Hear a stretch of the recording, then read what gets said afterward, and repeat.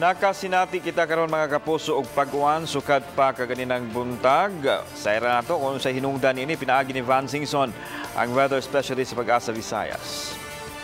Mayong hapon sa tanan, mao kini ato ang pinakaulang kahimtang sa atuang panahon.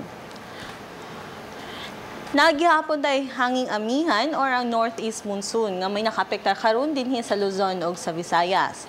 Ug tungod ana dinhiron sa Sugbo, lakip na dinhiron ang tibok Visayas, kay makasinati ta karon og panagsang mapanganuron ngadto na sa madag-umon nga kalangitan. Nga kanina gyapon tay mga patak-patak na mga pag-ulan. Ug dinhiron sa Metro Cebu is makasinati ta karon og temperatura nga moabot og 23 ngadto na sa 30 degrees sentigrado.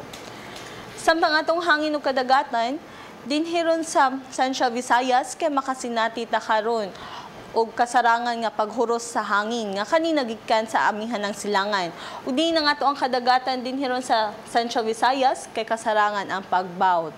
Samtang dito ron sa Eastern Visayas kay makasinati sila dito og mabaluron dito na kadagatan. Ang adlaw kay musilang ugma ini kalasing alas 5:05 sa buntag.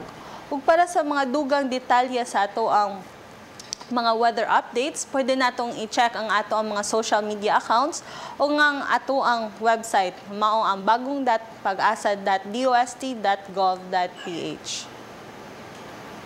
O dinhi na lang kutob para sa mga weather updates. Ako si Van Singson. Mayong hapon.